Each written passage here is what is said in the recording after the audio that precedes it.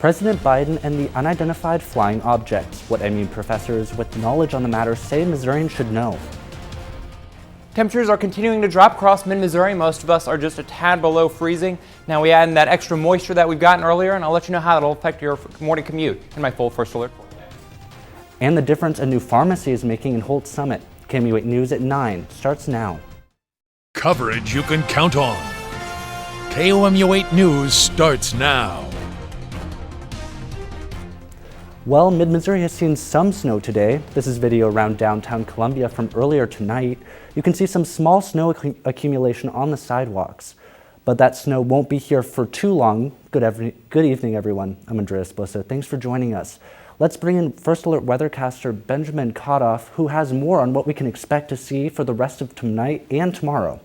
Thank you, Andreas. Right now, we're mostly clear for a lot of that precipitation. Now, our satellite centers are in St. Louis and in Kansas City and in St. Louis. Now, those are actually going to be targeting above Columbia, so even if it's not showing up here on radar, it's very possible that you guys are still getting some light snow showers. It's just going to be targeting above that. Winter weather seems to happen at a lower level, or tends to. Now, current temperatures across a lot of Missouri is going to be right around freezing, just a tad south of that, actually. And we're going to be, like I said, right around 30 degrees. Now, that colder air is going to be pushing in from the north.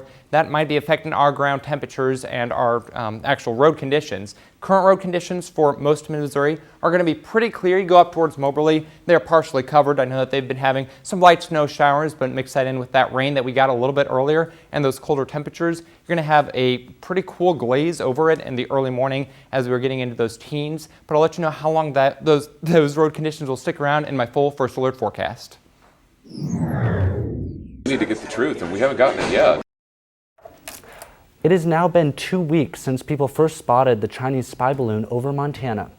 The president says he wanted to protect sensitive sites and wanted to wait until it was over water before recovering the balloon. He contrasted that to the balloon shot down over remote areas of Alaska, Canada, and Lake Huron. Biden says those were smaller and likely for commercial or scientific research.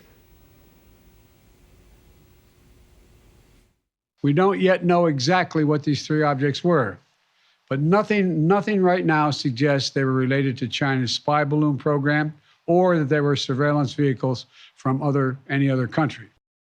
Biden says he plans to contact China's president to get to the bottom of this. He also promises to keep allies and members of Congress informed. On a gray and drizzly day like today, there wasn't much to see if you looked up at the sky. But earlier this month, you may have spotted that Chinese spy balloon as it flew over mid-Missouri. KOMU 8's John Murphy spoke to MU scholars familiar with air defense about what they think is going on above us.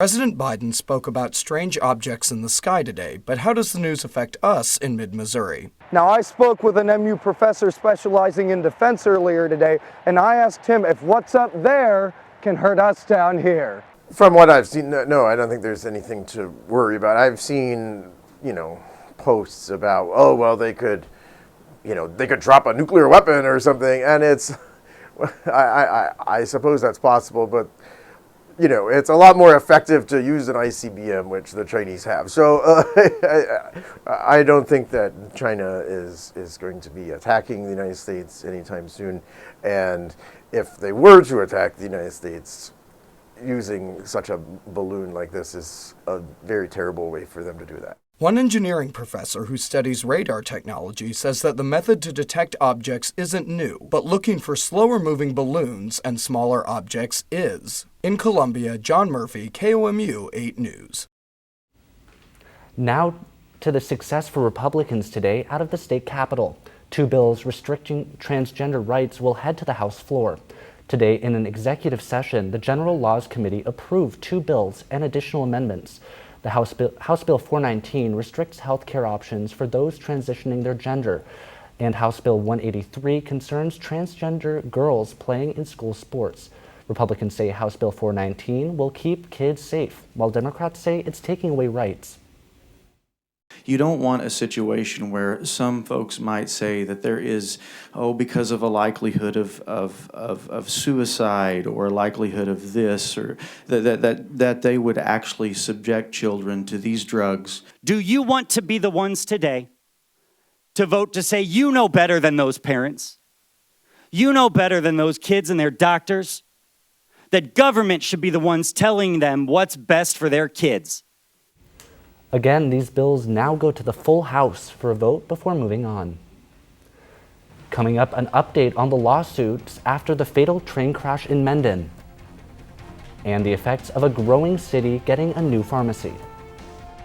Sun was a little shy today, but she'll be coming out tomorrow, and she'll stick around for a little bit. It'll be partly sunny skies on Saturday and later into next week, but I'll let you know what kind of temperatures you should associate with this sun in my full First Alert forecast.